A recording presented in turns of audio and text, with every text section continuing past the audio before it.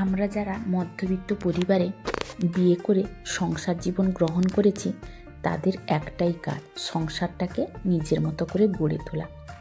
বিশেষ করে আমরা যারা একা সংসার করি, কিন্তু যারা জয়েন্ট ফ্যামিলিতে যায় তাদের কিন্তু অনেক প্লাস পয়েন্ট থাকে। তারা কম বেশি হেল্প পায় সংসারের কাজে। হয়তো কারুর যা আছে, কারুর শাশুড়ি আছে, অনেকেই হেল্প করে দেয়।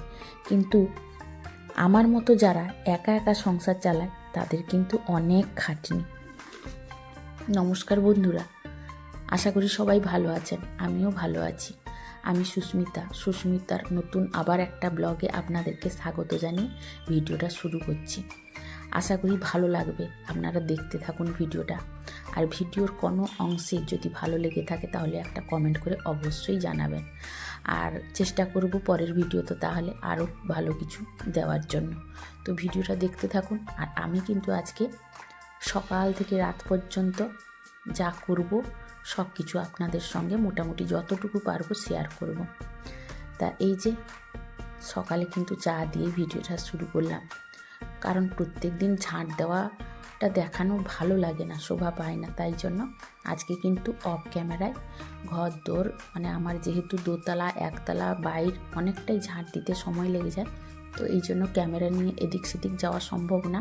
তাই জন্য আজকে ওইটা আর করিনি, সোজা এসেছি চা করতে। কারণ আমি ঝাঁট দিয়ে আস্তে আস্তে আমার ঘরে কর্তামশাই ঘুম থেকে উঠে পড়েছেন।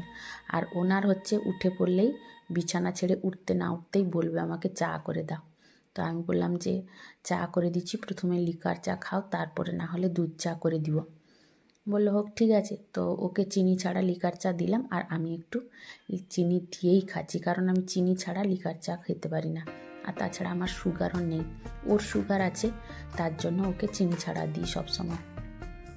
তো ওকে সকালে আগে একটু গরম জল দিয়ে দিয়েছিলাম, তারপরে ওই যে চা দিয়েছি। আর আমি কিন্তু ওকে চা দিয়েছিলাম, ও নিয়ে ঘরের ভিতরে চলে এসেছিল। আর বললাম যে না, এই সোফাটা ছেড়ে কিন্তু আমার বাড়িতে কেউ উঠতে চায় না। তো ওর কিন্তু আমি যখন এসে দেখি চা খাওয়া শেষ, তো অগত্যা আমি আর কী করবো, একাই বসে চা খেলাম। আর চা খেলে সোজা খেয়ে চলে এলাম সোজা রান্নাঘরে। এসে ওই যে কালকের বাসন মাজাগুলো ছিল ওই গামলাতে ছিল, ওইগুলো কিন্তু আগে আমি ঢুকিয়ে দিলাম।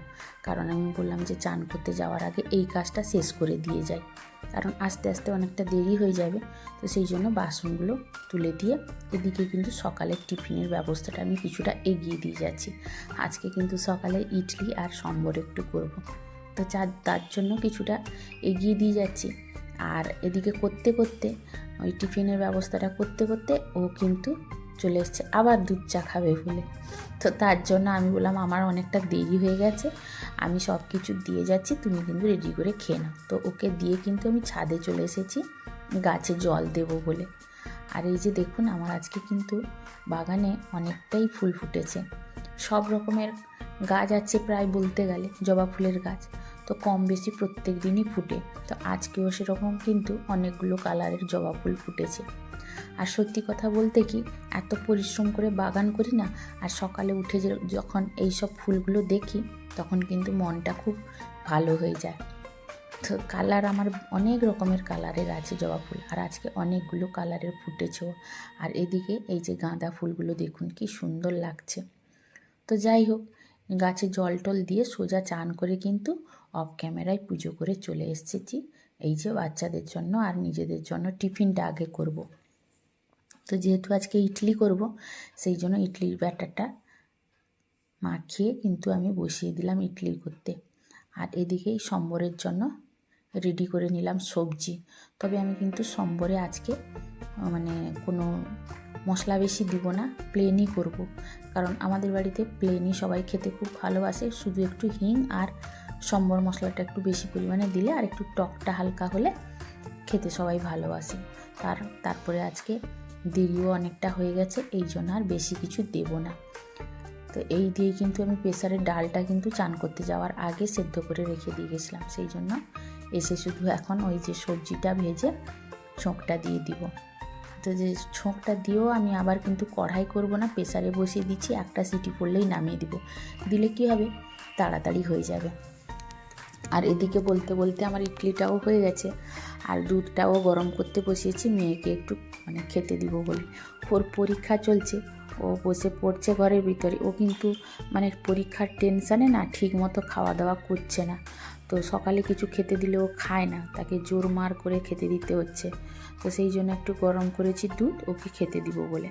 আর এদিকে কিন্তু এই যে ছেলেদের জন্য মানে ইডলি আর সম্বরটা বেড়ে নিচ্ছি। আজকে একটা ছেলে দোকানে আসেনি, তার জন্য দুজনের জন্য বেড়ে দিচ্ছি। আর আমাদের কর্তামশাইয়ের জন্য ও কি করে ইডলি আর সম্বর দিলে ওকে একটা বাটিতেই দিয়ে দিতে হয়, মানে আলাদা করে ও খায় না। এই জন্য ওকে দিয়েছে, আমি কোনো রকম একটু খেয়ে নিয়েছি, মেয়েকে একটুখানি খাইয়ে দিলাম। ও খাবে না বলছিল কিছুতেই, তো আমি জোর মার করে একটু খাইয়ে দিয়ে এসেছি আর দুধটা দিয়ে এসেছি। তো এসে দেখি বাসন অনেকটাই জমা হয়ে গেছে। তো এই সকালের বাসন সকালে মেজে না নিলে না এই সিঙ্কটা পুরো ভর্তি হয়ে যাবে। আর ওই কাজের বউ তো আসে সন্ধেবেলায়, তো ওই কাজের বোন সন্ধ্যাবেলায় এলে ও খালি একটু ঘর মুছে দেয়, আর যে কটা দুপুরে খাওয়ার পরে বাসন বেরোয় ওই কটা মাজে আর একটু গ্যাসটা মুছে দেয়, এইটুকু করে।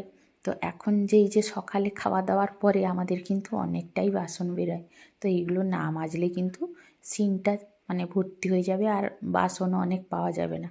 আর আমি কেন জানি না আমার এত বাসন হয়ে যায়, মানে কোথা থেকে বেরায় আমি নিজেও খুঁজে পাই না। তো যাই হোক, সেগুলো বেরোলে কিন্তু আমি সঙ্গে সঙ্গে মেজে রেখে দিই, না হলে বিকেলে অনেকটাই জাম হয়ে যায়। আর যদি কোনো দিন সে না আসে তাহলে তো আমার মাথাই খারাপ হয়ে যায়। তো সেই জন্য চেষ্টা করি সব সময় বিকেলের দিকে, মানে ও যাতে এসে কম বাসন মাজে ওই চেষ্টাটাই করি। তবে অনেক সময় কি হয় জানেন বন্ধুরা, মানে শরীর আর টানতে পারে না। আর এই যে সকাল থেকে সন্ধে পর্যন্ত, সন্ধে না হোক দুপুর পর্যন্ত যে টানা আমি কাজ করি না, ঘুমোরটাও ধরে যায়। তো কারণ 5 মিনিট বসে পড়ার মতো সময় থাকে না, মানে মাথায় একটা চিন্তা থাকে যে কী করে কাজগুলো সব শেষ করব। কারণ ঘুম থেকে ওঠা মানেই সংসারের কাজে লেগে পড়তে হয়। তো সেই জন্য একটা চিন্তা থাকে যে কী করে সময়ের মধ্যে সব কাজগুলো কমপ্লিট করে দিব, তারপরে রেস্ট নিব। কারণ সবাই মানে খাওয়ার একটা টাইম আছে তো না, ওই টাইমের মধ্যে দিতে হবে। তো সেটাই একটা মাথায় থাকে সব সময়। তার জন্য আমিও মানে একটু টেনশানে সব কাজগুলো শেষ করি। আর অনেকটাই আমরা বলি যারা করি প্রত্যেকেই জানি যে সকাল থেকে দুপুর পর্যন্ত টানাই কাজ করতে হয় আমাদের, একটার পর একটা লেগেই থাকে। তো এই যে খাওয়া দাওয়া হয়ে গেছে, এদিকে আমি ভাতের জলও বসিয়ে দিয়েছি, চালও ধুয়ে নিয়েছি। আর এদিকে আজকে ভাবছি যে মানে বেশি কিছু করব না, কারণ একটা দোকানের বাচ্চা আসেনি, মেয়েটা যাবে পরীক্ষা দিতে, ও তো একটুখানি খায়। আর আমারও এত কিছু খাওয়ার হয় না, আমার হচ্ছে যা পাই তাই খাই। এত মানে কি বলবো, সব কিছু পরিশ্রম করার পরে না আর ইচ্ছে হয় না যে ভালো কিছু নিজের মতো করে খাই। তো সবার জন্য যা করে দিই ওখান থেকে একটু খাওয়া হলে হলো, তার জন্য নিজের চিন্তা এতটা থাকে না। তো সেই জন্য আজকে বেশি কিছু আর করব না, ওই একটু মাছের তেল আছে, ওই তেল দিয়ে একটু ওই ডাঁটা চচ্চড়ি মতো করব। কারণ আমিও সব রকম সবজি দিয়ে ওই ফুলকপির ডাঁটাটা আছে ওইটা দিয়ে একটা চচ্চড়ি করব। আর ভাবছি যে আলু আর উচ্ছে দিয়ে একটা পাতলা ঝোল করব, সর্ষে বাটা দিয়ে, রাই বাটা দিয়ে, আর মাছ ভাজা করব। আর কিচ্ছু করব না, কারণ আজকে কেন জানি না শরীরটা খুব একটা ভালো লাগছে না। কিন্তু শরীর যত খারাপ হোক না কেন, সংসারের কাজটা কিন্তু আমাকে করতেই হবে। কারণ রান্না যদি একদিন না করি না, তাহলে সবাই মানে মাথা খারাপ করে ফেলবে খাওয়ার জন্য।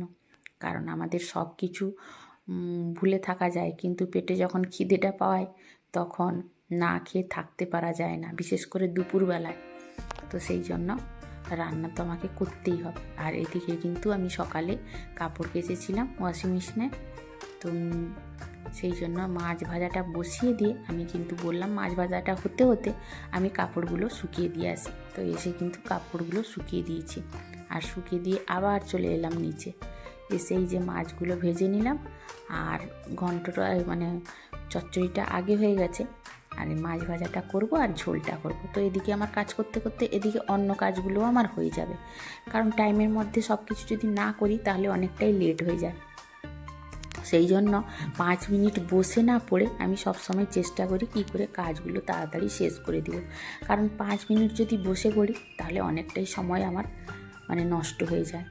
কিন্তু বন্ধুরা আমি কিন্তু এই যে রান্না করতে করতে এখন ভিডিওগুলো কিন্তু আমার চলতে থাকে, মানে সকাল থেকে না হোক ওই পুজো করে আসার পরে কিন্তু আমি সবসময় চেষ্টা করি ভিডিওটা চালিয়ে দেওয়ার জন্য, কারণ না হলে আমি পারি না সবার ভিডিও দেখতে।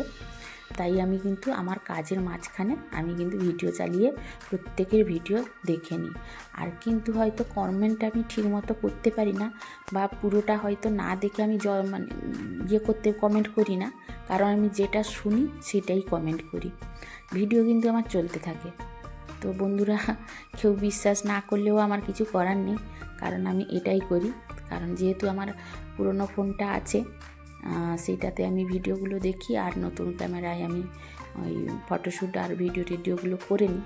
আর এই যে দেখুন, আমার কিন্তু ভিডিও সেদিকে চলছে, মানে চার্জারে ফোন বসে আছে, না হলে চার্জ প্রচণ্ড খায়, চলছে এদিকে, আর আমার ভিডিও চলছে। আর এই যে মেয়ে খেতে বসেছে, আর এই যে মেয়ের আমার হচ্ছে মানে মাথায় তেল খুব কম নেয়, যার জন্য চুল উঠছে আর মাথায় খুশকি প্রচুর। যত রকম যা করছি কিছুতেই হচ্ছে না, চেষ্টা করছি, দেখা যাক কি হয়। এই যে দেখুন, ভাত এই একটু দিয়েছিলাম খেতে, তাও খেতে পারলো না। মানে আজকে ওর ইংলিশ পরীক্ষা আছে, ও টেনশানে খেতে পারছে না। তো যাই হোক, খাওয়া দাওয়া করে তাকে ছেড়ে দিলাম পরীক্ষা দিতে। ওর বাবা আজকে নিয়ে গেল, যেহেতু ওর বাবা চলে এসেছে, তাই ওর বাবা নিয়ে গেল ছাড়তে, আমাকে আর যেতে হলো না। তো বন্ধুরা, দুপুরে খাওয়া দাওয়া করে সবাই কিন্তু একটু রেস্ট নিয়েছিলাম। আমি কিন্তু রেস্ট পাই না, কারণ আমাকে সেই সময় ভিডিওর কাজগুলো করতে হয়। তো সেই জন্য আমি কিন্তু দুপুরে কোনো দিনই ঘুমাই না। তো পুরো সন্ধ্যাবেলায় চলে এলাম আপনাদের সঙ্গে নিয়ে, এই যে চা নিয়ে। চা ওর বাবা তো খাবেই, আমি খাবো না বলছিলাম, তো মেয়ে খাবে বললো, তো মেয়ে খেয়েছিল, ওই যে খাচ্ছিল বসে সোফায়, ওর বাবাকে গিয়ে দিয়ে এসছি। আর সেখান থেকে একটুখানি মেয়ে আমাকে দিল, বললো তুমি খেয়ে নাও। তো এই যে চাটা কিন্তু আমি খাটে বসেই ভিডিও দেখতে দেখতে খেয়ে নিলাম। আর সন্ধেবেলা এই যে বিক্রি করতে এসেছিল জয়নগরের মোয়া, ওর বাবা একটা প্যাকেট এনেছিল, এই যে খাওয়া হয়েছে আর এইটুকু আছে। আর কিন্তু সন্ধেবেলায় বন্ধুরা আমি করলাম মানে দই বড়া। অনেক দিন দই বড়া খাওয়া হয়নি, আর এই শীতের সময় কিন্তু আমার বাড়িতে দই বড়া হবে। আর আমাকে দই বড়া খেতে কিন্তু খুবই ভালো লাগে।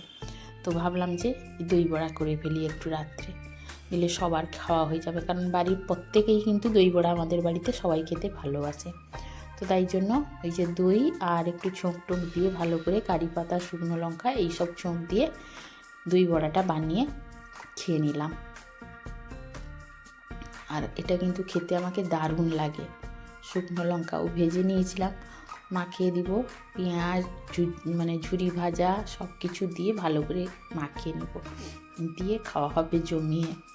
তো এটা কিন্তু আমার মানে আমাকে বিশেষ করে খুবই ভালো লাগে, ওকেও ভালো লাগে, কারণ ও তো উড়িষ্যারই লোক, উড়িষ্যায় তো দই বড়া মানে খুব ফেমাস।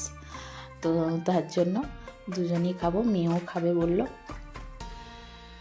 ব্যাস, আজকে রাত্রের খাওয়া এইটুকুই। বন্ধুরা, আজকের মতো ভিডিওটা কিন্তু এখানেই শেষ করছি। তো কেমন লাগলো অবশ্যই কমেন্ট করে আপনারা প্রত্যেকে জানাবেন, আপনাদের কমেন্টের অপেক্ষায় কিন্তু রইলাম আমি।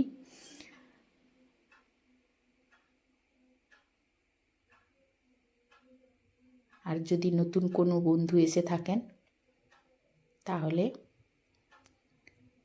ভিডিওটি যদি ভালো লাগে তাহলে একটা সাবস্ক্রাইব করে পাশে থাকলেও থাকতে পারেন। আজকের মতো বন্ধুরা, টাটা।